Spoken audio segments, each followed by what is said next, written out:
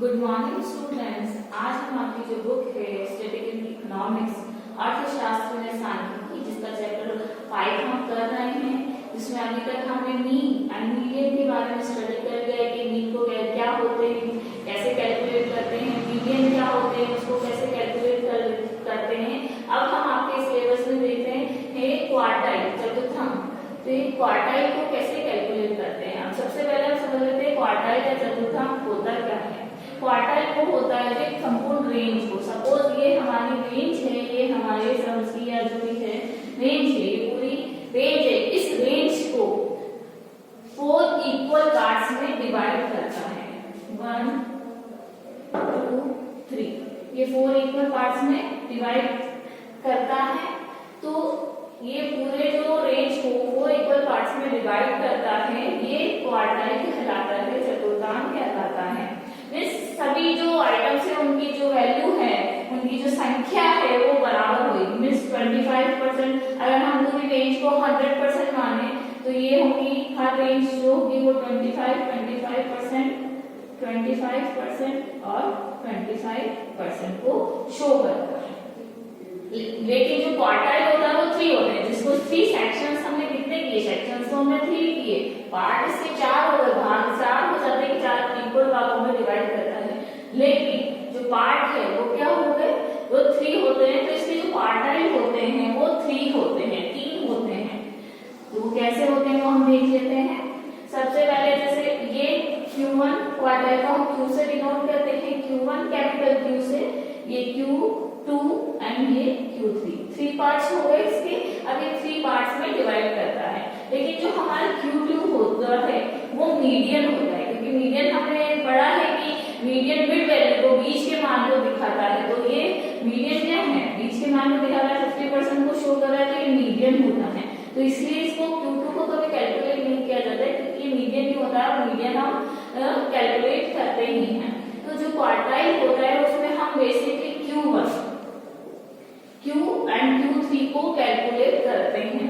Q1 का मतलब है कि Q1 में इससे पहले जो भी नंबर्स आ रहे हैं वो सिर्फ 25% है, यहाँ तक तो 25% है, और इसके बाद कितने नंबर्स हैं, 75% नंबर्स हैं।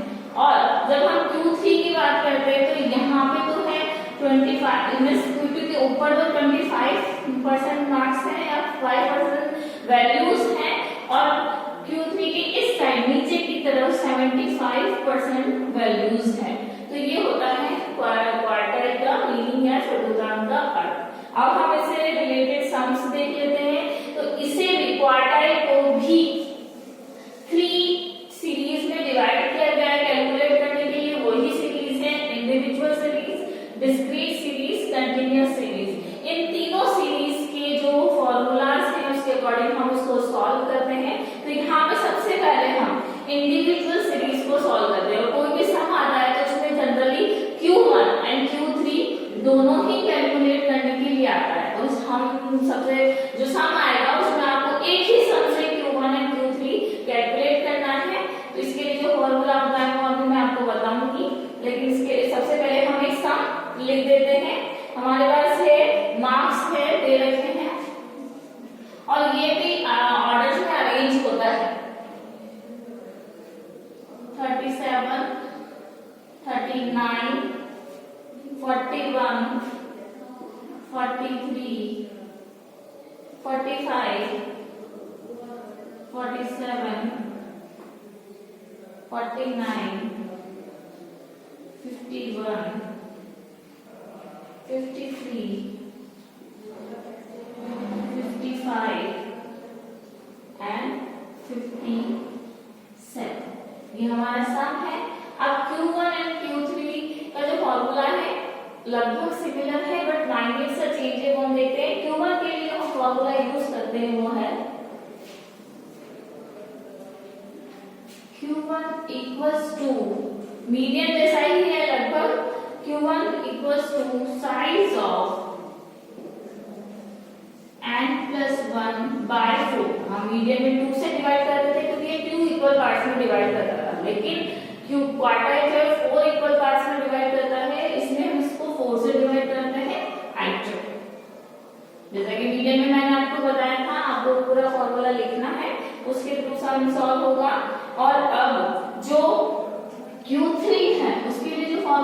होता है वो है साइज ऑफ, क्योंकि थर्ड ऑफ पार्ट होता है उसका एक तिहाई भाग होता है, तो 3 हम ब्रैकेट के बाहर लिखते हैं 3n+1/4 आइटम। ये हमारे Q1 और Q3 के फॉर्मूले होते हैं। अब इंडिविजुअल सीरीज में हमें पता है कि हम नंबर्स को काउंट करते हैं, तो उसी के अकॉर्डिंग हम वैल्यू पुट करना करते हैं। हमारे कितने नंबर्स हैं 1 2 3, आप सीरियल नंबर लिख दीजिए यहाँ पे 1 2 3 4 5 6 7 8 9 10 and 11। तो 11 नंबर्स आ गए, 11 है तो हम उसको हमारे फॉर्मूले में पुट करते हैं। सबसे पहले हम Q1 निकालेंगे, तो Q1 का हमारा फॉर्मूला क्या है, साइज ऑफ एंड कितना आया हमारा 11+1/4 आइटम। ये हमारा वैल्यू हमने पुट कर दी है। अब हम इसको सॉल्व करते हैं, तो Q1 = size of 12/4 fourth item. अब हम इसको डिवाइड करके तो कितना आया, तो Q1 आया आपका साइज ऑफ थर्ड आइटम। तो थर्ड की जो आइटम है उसकी जो वैल्यू आएगी वो, जैसे कि मीडियन में मैंने आपको बताया था, यहाँ पे आपका आंसर कंप्लीट नहीं है, तो यहाँ जो थर्ड आया है जो सीरीज है आप उसमें थर्ड नंबर की वैल्यू देखेंगे। जैसे कि हम मीडियन में देख रहे थे कि मीडियन में जो आइटम की जो नंबर है उसकी जो वैल्यू है उसको हम कैलकुलेट करते हैं, तो यहाँ पे थर्ड नंबर पे कितनी वैल्यू दे रखी है 41, तो Q1 आपका 41 है। तो ये लगभग क्वार्टाइल जो है मीडियन के सिमिलर ही होता है, बट इसमें 4 से इसको डिवाइड किया जाता है, जबकि मीडियन में 2 से डिवाइड किया जाता है, बाकी कैलकुलेशन लगभग सेम ही है। तो Q1 तो हमारा आ गया 41। अब हम Q3 हमारा निकालेंगे, तो Q3 का जो हमारा फॉर्मूला है हमने ऊपर लिख रखा है साइज ऑफ 3n+1/4 आइटम। तो ये जो आइटम है इसकी हम इसमें हमारे वैल्यूज पुट करते हैं, तो जो है Q3 = साइज ऑफ 3 एंड हमारा हमने कैलकुलेट कर लिया है 11 है, हमारी जो एन की वैल्यू है वो 11 है, 11+1/4 आइटम। ये हमारा आपको आ गया है। अब इसे हम आगे कैलकुलेट करते हैं, Q3 = साइज ऑफ 3 12/4 आइटम। अब हम इसको वैसे ही डिवाइड करते हैं, 4 3 12 आ गया। अब चूंकि ब्रैकेट के बाद 3 है तो हम इसको मल्टीप्लाई करेंगे, तो Q3 = साइज ऑफ 3 × 3 9 आइटम। क्या हुआ, 9 आइटम हो गया। तो फिर हम हमारे सामने 9 आइटम जो है उसकी वैल्यू को देखेंगे। 9 नंबर पे हमारी क्या वैल्यू आ रही है, 9 नंबर पे हमारी वैल्यू आ रही है Q3 = 53। तो ये आपका Q3 होगा। तो ध्यान रखिएगा ये Q3 चूंकि हमें ब्रैकेट में 3 था उसके बाहर 3 था, तो दोनों को मल्टीप्लाई किया तो 9 आइटम आ गया, और 9 नंबर की जो वैल्यू है उसे हम देखेंगे तो ये 53 है। तो हमारा Q1 तो कितना हुआ 41 एंड Q3 हुआ हमारा 53। ये आपके आंसर होंगे। आप सिर्फ आइटम तक करके मत छोड़ दीजिएगा। आई होप आपको ये सम क्लियर हो गया हो। अब हम आपकी जो डिस्क्रीट सीरीज है, जो खंडित श्रेणी है, उसमें हम हमारे साथ सॉल्व करेंगे क्वार्टाइल का, चतुर्थांश का। डिस्क्रीट सीरीज में हमें बताया हमारी x और y दोनों की वैल्यू दी होती है, जिसे हम कैलकुलेट करते हैं। तो हमारी x एंड f, अब हम सबसे पहले क्वार्टाइल में Q1 और Q3 के फॉर्मूले देख लेते हैं, जो कि सेम है, जो कि इंडिविजुअल सीरीज में थे। वो है हमारे साइज ऑफ n+1/4 आइटम, और जो हमारा Q3 है उसका जो फॉर्मूला है वो है साइज ऑफ 3n+1/4 आइटम। अब हम इसे कैलकुलेट करते हैं। क्योंकि हमारी फ्रीक्वेंसी दे रही है तो हम यहाँ पे सबसे पहले क्या निकालेंगे, हमारी क्यूमुलेटिव फ्रीक्वेंसी संचय आवृत्ति, जो कि हमने मीडियन में भी कैलकुलेट करना सीखा था कि कैसे क्यूमुलेटिव फ्रीक्वेंसी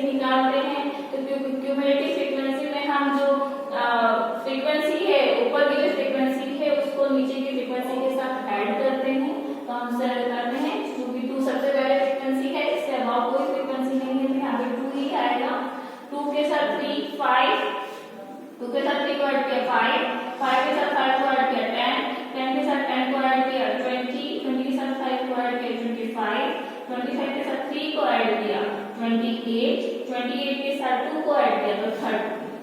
और अब हमारी n को टोटल कर लेंगे समेशन f या जो हमारा n होता है इसको हम कैलकुलेट कर लेते हैं तो वो भी 2 + 3 5 + 5 10 + 10 20 20 + 5 25 25 + 3 28 28 + 2 30। तो जो हमारी क्यूमुलेटिव फ्रीक्वेंसी की जो लास्ट वैल्यू है और जो फ्रीक्वेंसी है उसकी जो टोटल है वो सेम ही आनी चाहिए। तो यहाँ पे हमारे दोनों सेम है 30 30। अब हमारी जो फॉर्मूले है उसमें हम हमारी वैल्यू पुट करके सॉल्व करते हैं। सबसे पहले हम Q1 कैलकुलेट करते हैं। तो Q1 कैलकुलेट करने के लिए हमें पता है साइज ऑफ n + 1/4 आइटम। तो हमारी इसे हम लिखते हैं साइज ऑफ n कितना है, क्योंकि हमारी फ्रीक्वेंसी ही n है तो यहाँ पे हमारा n कितना है 30 + 1/4 आइटम। साइज ऑफ 30 + 1 है 31/4 आइटम। अब हम इसे डिवाइड करेंगे। साइज ऑफ 31 को 4 से हमने डिवाइड किया तो इसकी वैल्यू आ जाएगी 7.75 आइटम। ये अब हमारी वैल्यू आ गई। तो ये 7.75 जैसे हमने मीडियम में पढ़ा था हमारा आंसर नहीं है। हम हमारी क्यूमुलेटिव फ्रीक्वेंसी में देखेंगे कि ये वैल्यू किसमें लाई करती है। तो ये वैल्यू हमारी लाई कर रही है 10 में। तो जो 10 की जो क्लास है जो वर्ग है उसमें हम इसे देखेंगे तो हमारे 10 में क्यूमुलेटिव जो 7.75 है वो 10 में लाई कर रही है और उसकी जो वैल्यू है वो कितनी है x की वैल्यू में हम देखेंगे वो है 50। तो हमारा जो Q1 होगा वो आंसर होगा 50। ये हमारा Q1 का आंसर है। हमेशा हमारे जो वेरिएबल्स की जो वैल्यू होती है उसे ही लिया जाता है जब हम क्यूमुलेटिव फ्रीक्वेंसी में क्वार्टाइल निकाल रहे हैं मीडियन निकाल रहे हैं। तो यहाँ पे हमारे Q1 कितना हुआ 50, क्योंकि जो हमारी साइज आई थी 7.75 आइटम की वो 10 में लाई कर रही। अब हम इसी के थ्रू इसी समय हम हमारा Q3 कैलकुलेट करते हैं। तो Q3 के लिए हमारा जो फॉर्मूला है वो Q size of 3 n + 1/4 item है। तो इसी के साथ हम हमारा सम सॉल्व करते हैं। Q3 = साइज ऑफ 3 n हमारा कितना है 30 है 30 + 1/4 item. Q3 = size of 3 31/4 item. अब हमने जब Q3 = साइज ऑफ 3 4 31 को 4 से हमने डिवाइड किया तो जो हमारा आंसर था वो 7.75 आइटम था। हम इसको अब 3 से मल्टीप्लाई करेंगे तो जो हमारा आंसर आएगा वो क्या आएगा साइज ऑफ 23.25 साइज ऑफ 20 हमने 3 से 7.75 को मल्टीप्लाई किया तो हमारा आया साइज ऑफ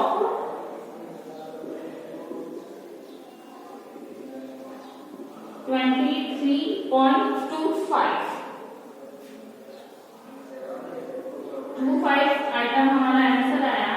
आप चाहें तो अगर पॉइंट में आपको कैलकुलेशन करना थोड़ा प्रॉब्लम हो जाता है, हमारी मिस्टेक्स हो जाती है, तो आप डायरेक्ट 31 को 3 से करके मल्टीप्लाई करके फिर से डिवाइड करके भी आप पॉइंट्स में आपका जो आंसर आएगा वो सिमिलर ही आएगा। तो आपको अगर पॉइंट्स में मल्टीप्लिकेशन में प्रॉब्लम होती है तो आप 31 को 3 से डायरेक्ट ही मल्टीप्लाई कर दीजिए तो आप उससे हम कैलकुलेट कर लेंगे।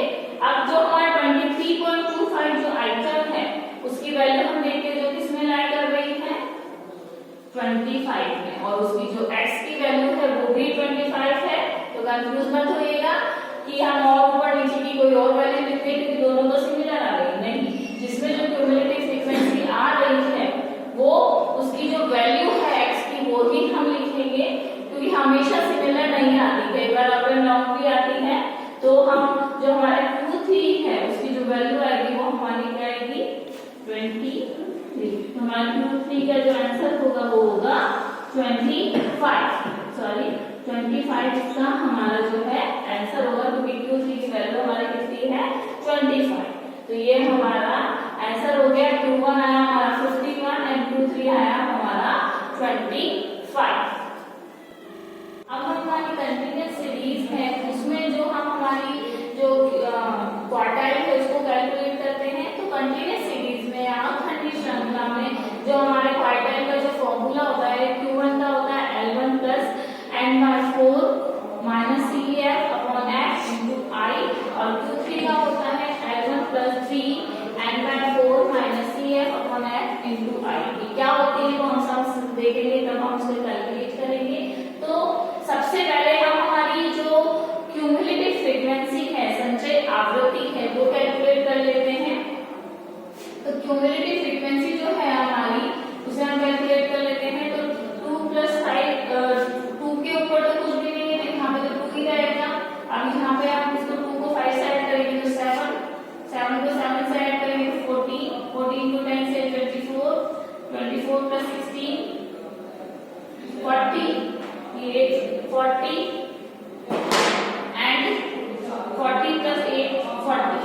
तो हमारी जो क्यूमुलेटिव फ्रीक्वेंसी है उसकी लास्ट वैल्यू 48 है, और जो हमारी फ्रीक्वेंसी है या जो n है उसकी टोटल भी हमारी कितनी आएगी 48 आएगी।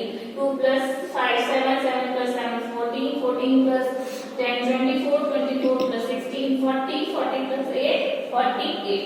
अब हम हमारे फार्मूले को अप्लाई करते हैं। तो सबसे पहले Q1 में हमको क्या निकालना होगा n/4 आइटम की जो वैल्यू है वो निकालनी होगी। तो सबसे पहले हम n/4 लिखते हैं, उसकी वैल्यू निकालते हैं। साइज ऑफ n/4 आइटम, तो उसकी हम जो वैल्यू निकालते हैं उसे देखते हैं। साइज ऑफ n हमारा कितना है 48/4 आइटम। अब हमें 48 को 4 से डिवाइड किया तो कितना है 12 आया हमारा। तो Q1 की जो साइज हो गई वो कितनी हो गई 12th आइटम। ठीक है, ये हमारा 12th आइटम इसकी साइज हो गई। तो हमने इसको अब हम 12 को किस में देखेंगे वैल्यू में, जो हमेशा देखते हैं हमारी क्यूमुलेटिव फ्रीक्वेंसी में। और वो किस वर्ग में किस क्लास में लाइक कर रही है, तो वो कर रही है 10 to 15 वर्ग में। तो ये हमारी Q1 की पूरी सीरीज हो गई, इसमें हमारे 12 ऐड कर रही है। तो अब हम हमारे फॉर्मूले को देख लेते हैं कैसे सॉल्व करेंगे। तो Q1 जो हमारा फॉर्मूला है, मैं दोबारा रिपीट नीचे नहीं लिख रही हूँ, ये जो हमारा ऊपर फॉर्मूला लिखा है इसे हम देख लेते हैं L1 हम कौन सी लेंगे, L1 का मतलब होता है लोअर लिमिट निम्न सीमा, और निम्न सीमा किसकी लेंगे जो वर्ग हमारा आया है Q1 कैलकुलेट करने के लिए उसकी निम्न सीमा। तो उसकी निम्न सीमा क्या है 10 प्लस n/4 की हमारी वैल्यू आ चुकी है जो कि हमारी 12 है। हम उसकी वैल्यू नहीं लेंगे, जो 12 है वो हम लेंगे, जो ये आया है कैलकुलेशन 12 हमने लिया। अब CF क्यूमुलेटिव फ्रीक्वेंसी जो संचय आवृत्ति है वो हमारी कौन सी है, जो क्लास आई है उसके जस्ट ऊपर वाली क्यूमुलेटिव फ्रीक्वेंसी हम लेंगे। तो वो क्या है हमारी 7। जैसे कि हमने मीडियन में किया था सेम उसी मेथड से हमें सॉल्व करना है, सिर्फ वहां पे n/2 था, यहाँ पे n/4 है, और कोई डिफरेंस नहीं है। जो मेथड हम उसमें यूज कर रहे हैं वही कर रहे हैं। यहाँ पे 7 जो फ्रीक्वेंसी अब अपॉन में फ्रीक्वेंसी है, तो वो क्या है जो वर्ग आया है जो क्लास आई है उसकी फ्रीक्वेंसी हम लेंगे। तो वो क्या है हमारी 7 इंटू I, जो वर्ग है क्लास इंटरवल है वो कितनी है, हम पहले पढ़ा था कैसे कैलकुलेट करते हैं L2 - L1 करके। तो L2 हमारी कितनी है 15 - 10, तो कितनी होगी हमारी 5। अब हम इसे कैलकुलेट कर लेते हैं। 10 प्लस 12 में से 7 गए तो 5 अपॉन 7 इंटू 5। Q1 = 10 प्लस 2 5 को 5 से मल्टीप्लाई किया तो कितना है 25/7, और 25 को 7 से डिवाइड किया तो हमारा क्या आंसर आएगा 3.57, ये हमारा आंसर आया। अब इसे हम ऐड कर लेते हैं। तो Q1 = हमारा क्या आया 10 + 3.57 13.5 7। तो Q1 का जो हमारा आंसर हुआ वो कितना हुआ 30.57, ये हमारा Q1 का आंसर हुआ। अभी हमारा Q3 कैलकुलेट बाकी है करना। अब हम इसे Q3 को कैलकुलेट करना सीखते हैं। तो सेम इसी प्रोसेस से हम करेंगे, बस उसमें n/4 की आइटम निकालने के लिए हम उसको n/4 के साथ 3 से मल्टीप्लाई कर देंगे। Q3 इक्वल्स टू, सबसे पहले हम n/3 n/4 की वैल्यू निकाल लेते हैं। साइज ऑफ 3 n/4 आइटम ये कैलकुलेट कर लेते हैं। तो Q3 equals to size of 3 n की जो हमारी वैल्यू है वो कितनी है 48/4 आइटम। तो 48 को 4 से हमने किया तो कितना है 12। अब 12 को हम 3 से मल्टीप्लाई कर लेंगे। तो साइज ऑफ 12 3 36 आइटम की जो हमें वैल्यू है वो देखनी है। तो जो 36 आइटम है उसकी वो किस में लाई कर रहा है 40। तो जो हमारा क्लास बनी वो क्या बनी 40, जो और उसकी जो क्लास बनी वो बनी 22 25, उसका वर्ग आया क्लास आया वर्ग, उसे अब हम कैलकुलेट कर देंगे हमारे फॉर्मूले में अप्लाई करके। हमारे Q3 का फॉर्मूला है L1 + 3 n/4 - CF/S × I। तो हम इसे फॉर्मूले में अप्लाई करते तो देखते हैं हम L1 हमारी क्या आई Q3 जो सीरीज है उसकी L1 क्या आई 20 प्लस 3 n/4 की वैल्यू क्या आई हमारी 36। और CF हम कौन सी लेते हैं जो 50 आई है उससे जस्ट अबाउ की जो हमारी CF होती है, क्यूमुलेटिव फ्रीक्वेंसी होती है, संचय आवृत्ति, उसे हम लेते हैं। तो वो हमारी है 24। और फ्रीक्वेंसी जो वर्ग आया है उसकी जो फ्रीक्वेंसी होती है वो हम लेते हैं, वो है हमारी 16। और हमारा जो क्लास इंटरवल है वो हम L2 - L1 करते तो 25 - 20 वो आया हमारा 5। अब हम इसे कैलकुलेट कर लेते हैं 20 + 8/16 × 5। तो अब हम इसे डिवाइड करके देखते हैं। 8 × 1 8 × 2 = 16, 5 को 2 से किया तो 2.5। अब हम इसे ऐड कर लेते हैं। तो Q3 आया हमारा 20 + 2.5 22.5, ये हमारा आंसर है। आई होप आपको जो Q1 और Q3 निकालना कंटिन्यूअस सीरीज में आ गया होगा। तो जो हमने आज चतुर्थांश की वैल्यू कैलकुलेट करी है उसमें आपने देख लिया होगा कि इंडिविजुअल क्या होता है, वो उसको individual series, discrete series and continuous series में कैसे कैलकुलेट करते हैं। आई होप आपको पैटर्न निकालना क्लियर हो गया होगा।